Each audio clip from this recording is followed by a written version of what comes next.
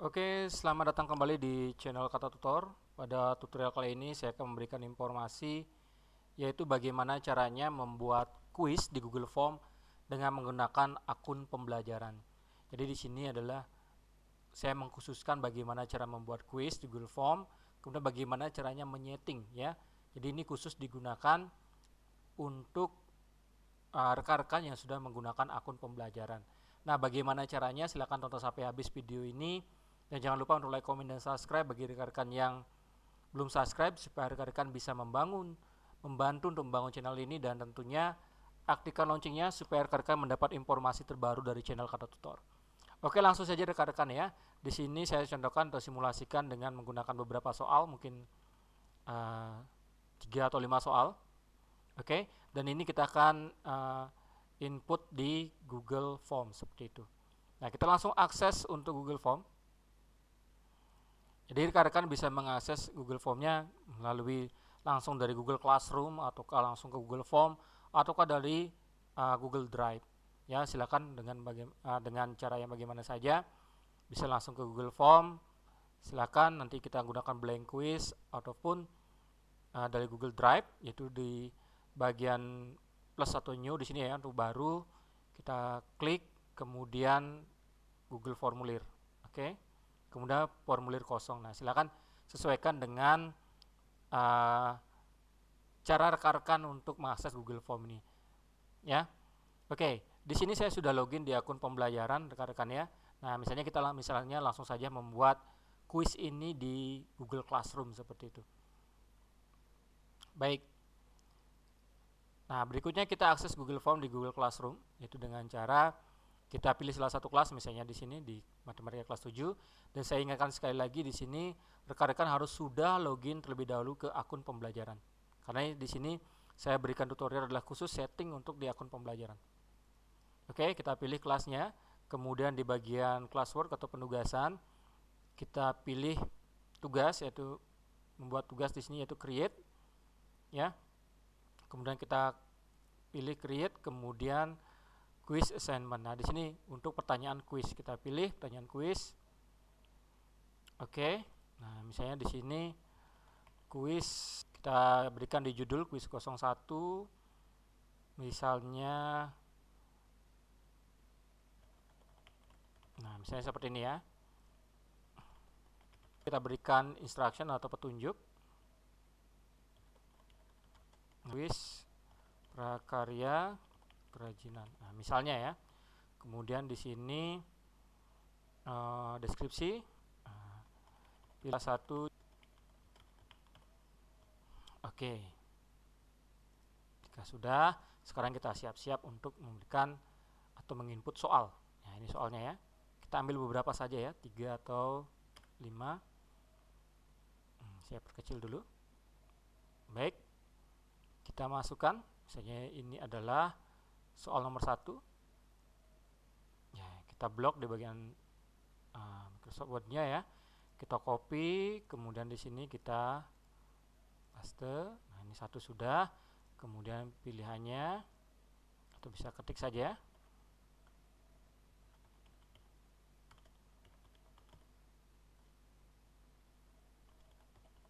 Udah dibentuk ya. Saya ambil 2 saja ya, biar tidak terlalu lama tutorialnya, supaya rekan-rekan bisa langsung mencoba di rumah. Oke. Nah, jika sudah selesai, kita sekarang tambahkan lagi. Nah, ini kita tambahkan untuk soal yang kedua. Kita copy. Ini saya ambil 2 soal saja ya. Oke, saya ganti optionnya untuk soal yang kedua. Kemudian ini kita copy lagi.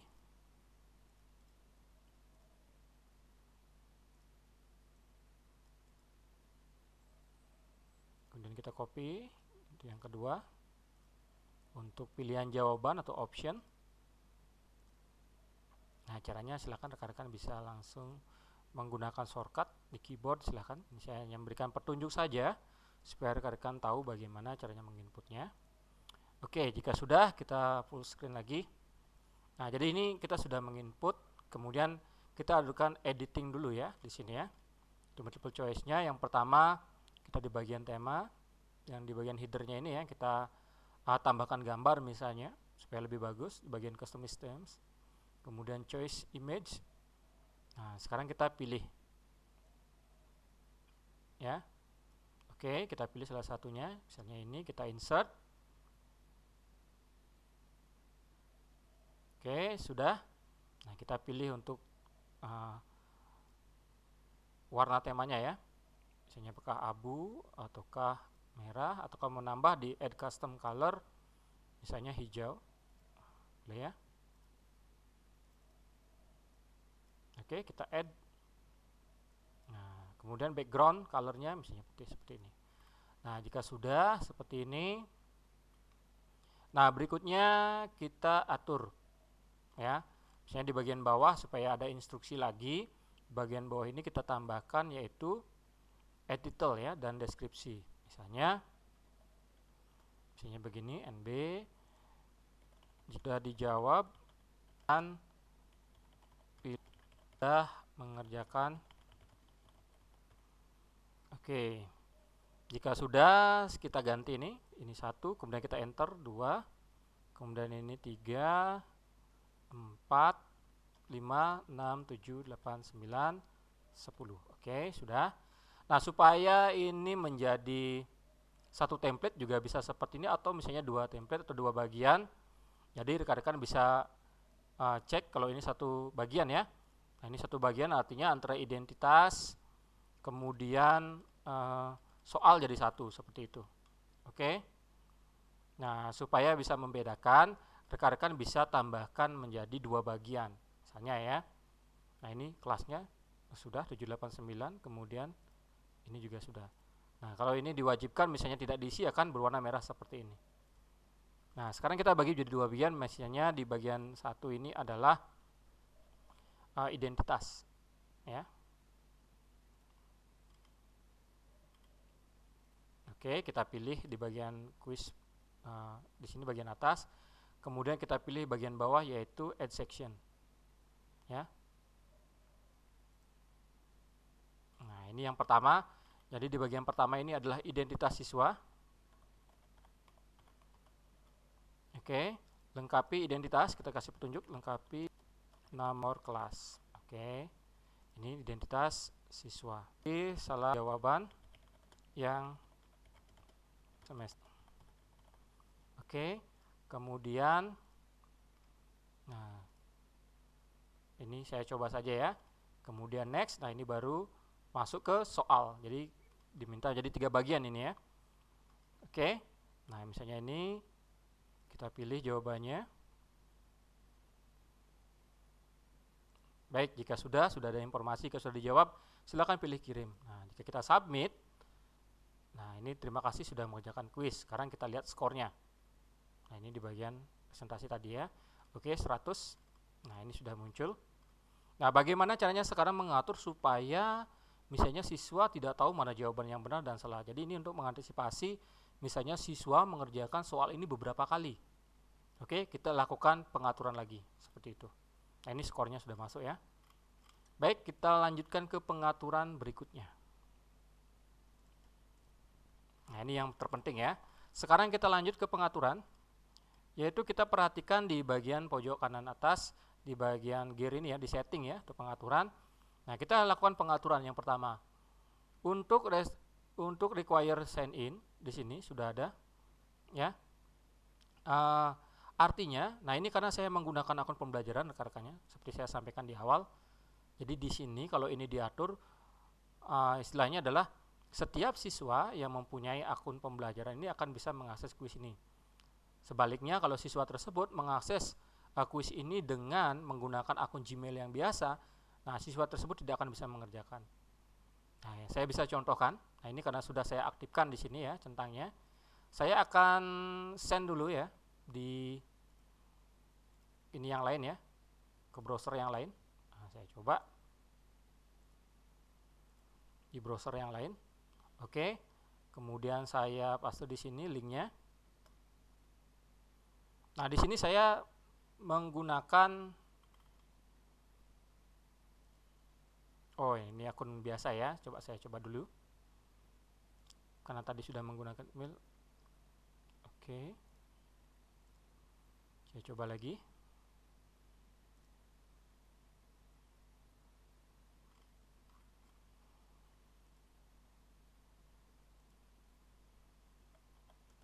Baik, saya masuk dengan yang berbeda. Saya coba dengan link ini.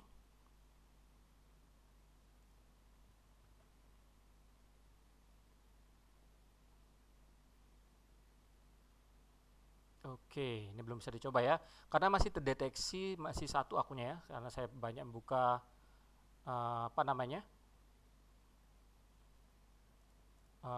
email dari Google. Nah, sekarang saya coba di Opera. Oke. Nah, ini untuk membandingkan bagaimana misalnya siswa tersebut mengerjakan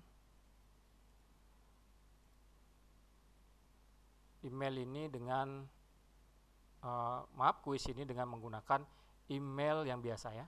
Oke, saya coba dulu ya. Mohon maaf, ini ada kendala teknis. Oke, saya paste di sini. Kita lihat bagaimana bedanya, apakah bisa diakses jika ya pada bagian pengaturan kita aktifkan yang seperti ini. Ini khusus yang akun belajar. Oke, mohon maaf ini agak lama. Nah, jadi seperti ini hasilnya rekan-rekan ya. Rekan-rekan bisa perhatikan.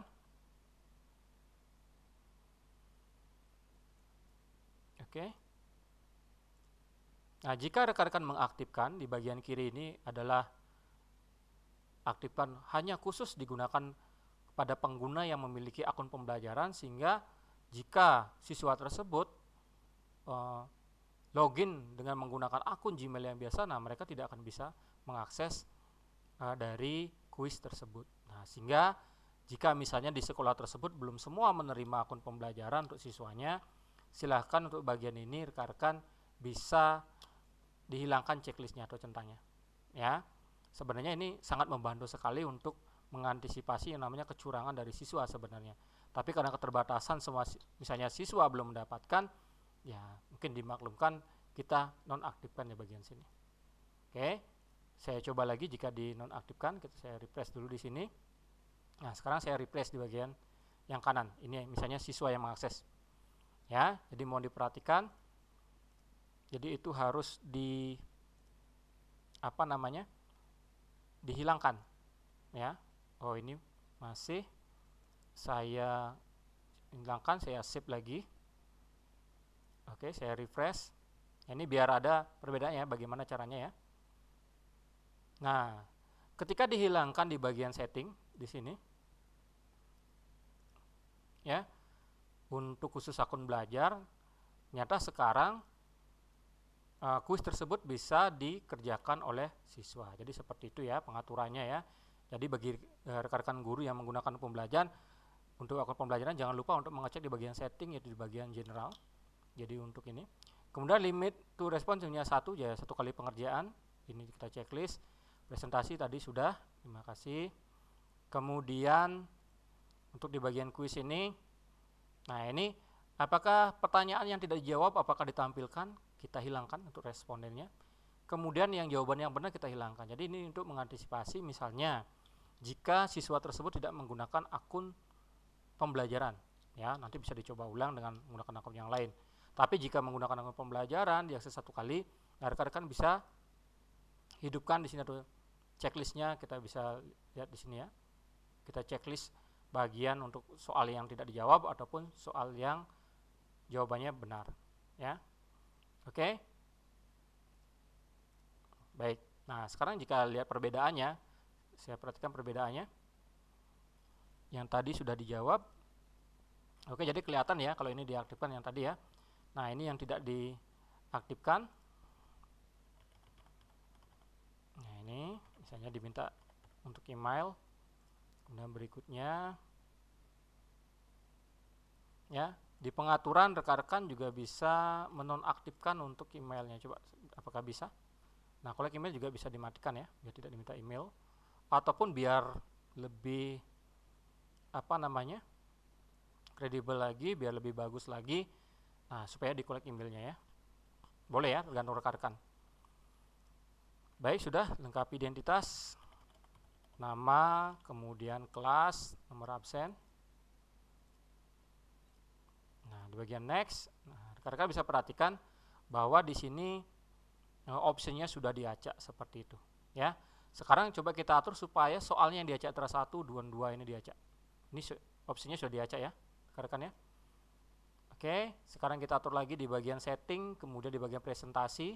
Nah, ini shuffle question order. Nah, di sini kita cek supaya soalnya diacak. Kita save.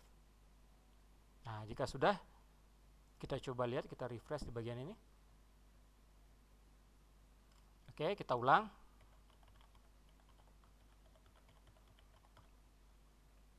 Kemudian kita masukkan. Nah, ini secara otomatis di bagian tersebut akan diacak juga untuk bagian identitas, ya. Kemudian di bagian soal. Tetapi ketika sudah di Google Sheet, nah ini akan mengikuti dengan format yang sudah kita buat sebelumnya. Jadi sudah teratur nanti identitas dulu dengan nama, kelas, nomor absen. Nah, ya meskipun di sini diacak, ya. Jadi tidak ada masalah. Namanya